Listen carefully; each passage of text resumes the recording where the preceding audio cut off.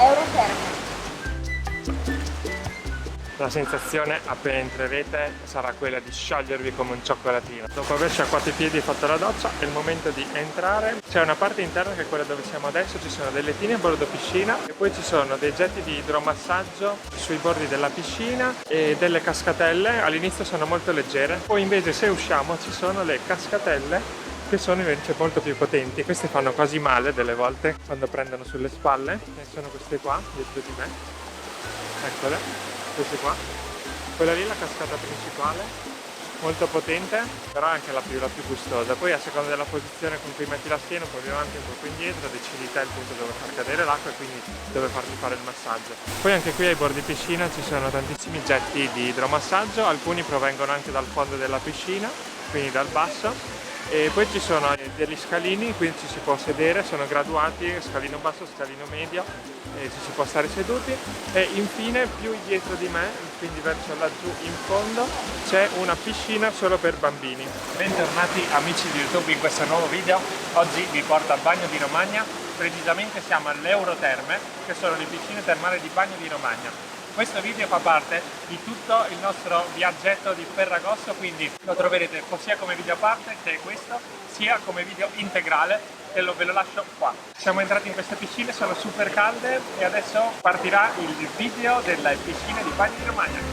Abbiamo scelto di venire a Bagno di Romagna per Ferragosto per stare un po' in campagna, per evitare la calura estiva che c'è a Rimini durante questo periodo. Invece qua, siccome siamo vicini agli Appennini, siamo anche un po' più in alto sul livello del mare. L'aria la sera si fa veramente fresca, ci vuole delle volte anche la felpa. La strada che vi consiglio per venire a Bagno di Romagna è quella dell'autostrada, è uscita a Cesena e poi prendete l'E45, ci vuole circa un'ora, perciò per noi è vicinissimo e anche comodo se volete provare e venire in questa bellissima città.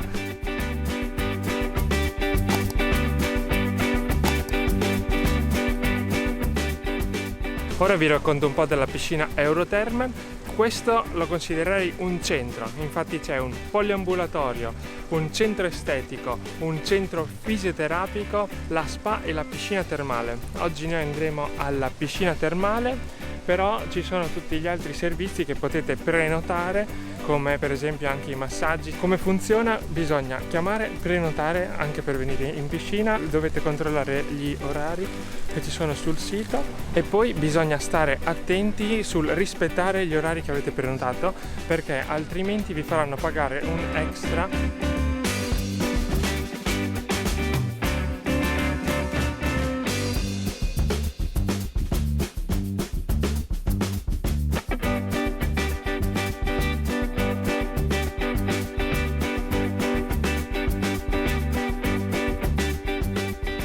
All'entrata ci hanno dato questo braccialetto con cui potete entrare agli tornelli e da lì inizierà a contare il tempo. Ogni quarto d'ora che supererete dall'orario di prenotazione vi verranno addebitati 2 euro e il totale per 2 ore abbiamo speso 15 euro a testa, secondo me è molto poco.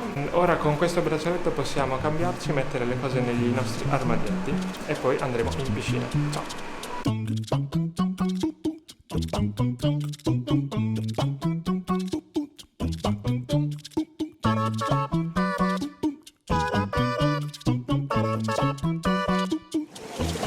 Già quest'acqua è caldissima.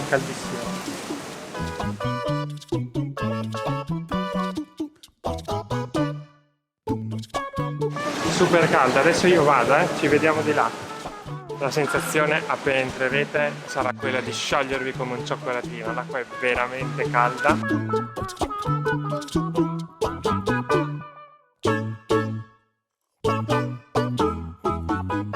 Mi sono appena messo su un gettone dell'acqua che mi sta spremendo tutta la pancia facendo il massaggio.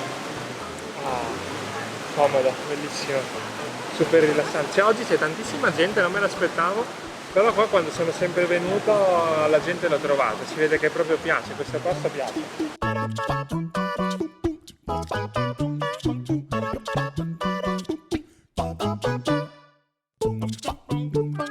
Le due piscine sono comunicanti, quindi se volete andare nella piscina esterna vi basterà passare le tendine, che sono quelle tendine che sono lì, quelle.